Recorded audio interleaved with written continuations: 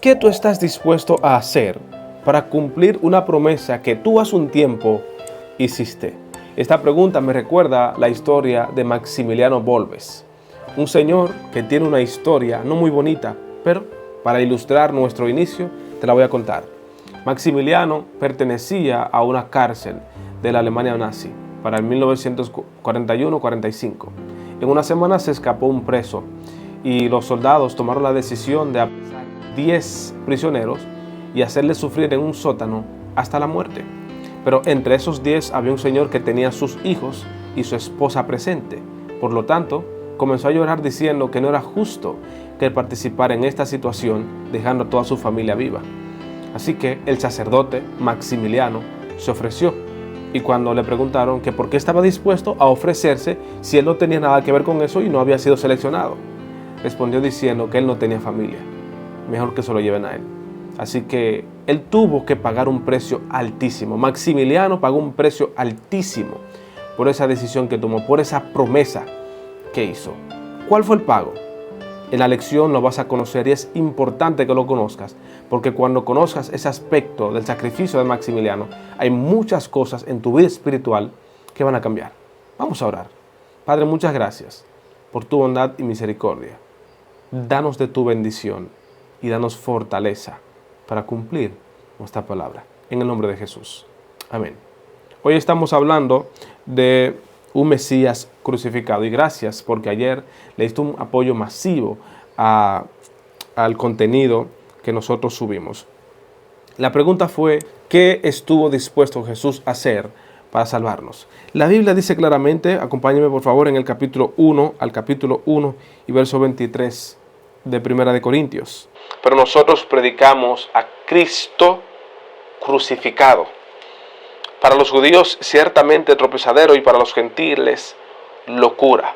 Fíjate bien que lo que predica el apóstol es Cristo crucificado. Así que la pregunta que estamos haciendo se responde con ese texto. Lo que estuvo dispuesto a hacer es ir a la cruz.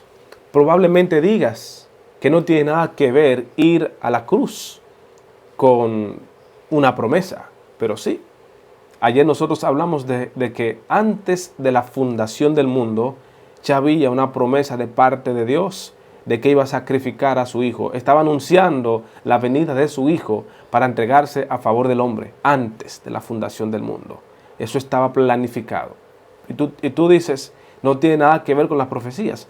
Cuando el mundo se crea, Génesis 3:15 anuncia la muerte de Cristo. En los evangelios es evidente la muerte de Cristo. Por eso los apóstoles predicaban al Cristo crucificado.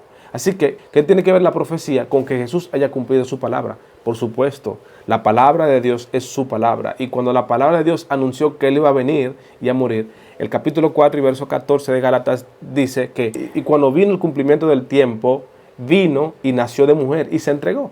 Y ahí fue muerto. Así que lo primero que nosotros tenemos que entender en nuestra primera lección, en esta lección de hoy, es que Jesús vino en cumplimiento de su palabra.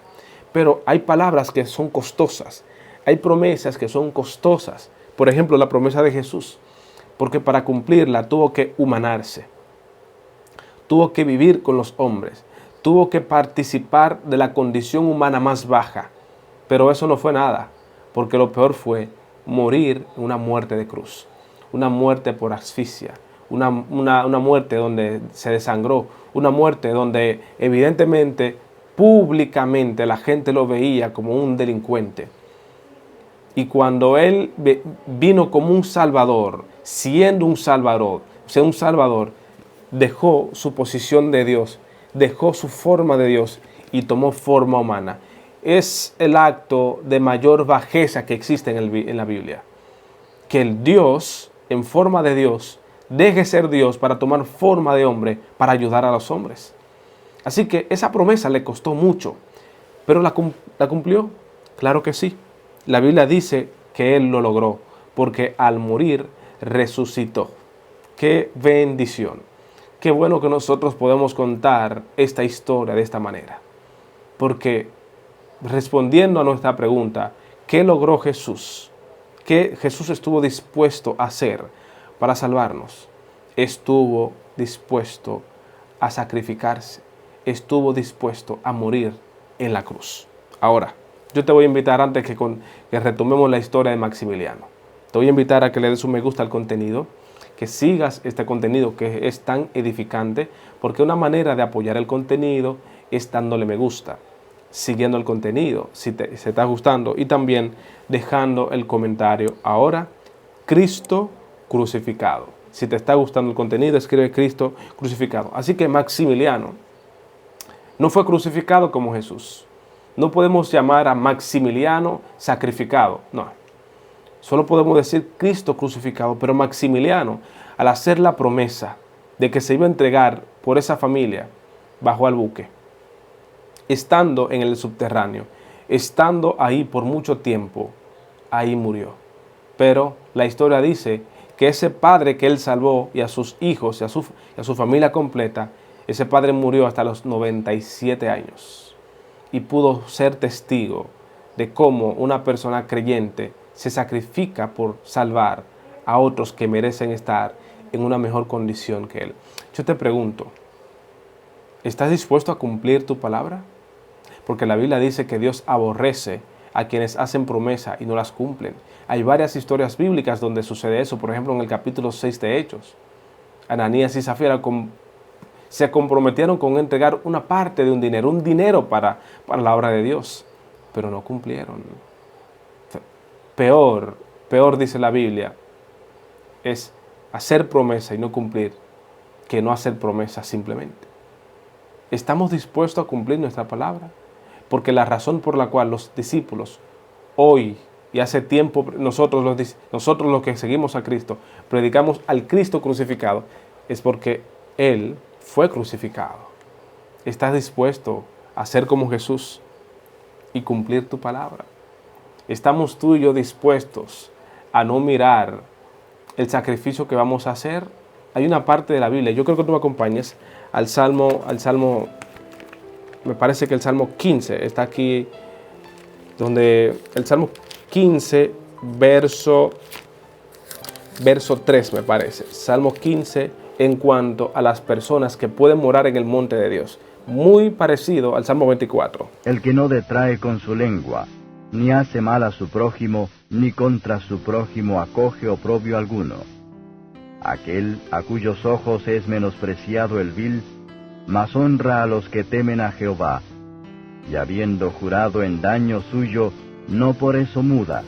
Fíjate qué interesante, el salmista está dispuesto a decir que aquel que va a morar en el santo monte de Dios, aquel que va a morar en el santo monte de Dios, es aquel que aunque hizo una promesa y está consciente de que esa promesa lo va a perjudicar, como él sabe muy bien que a quien le hizo la promesa fue a Dios, él la va a cumplir.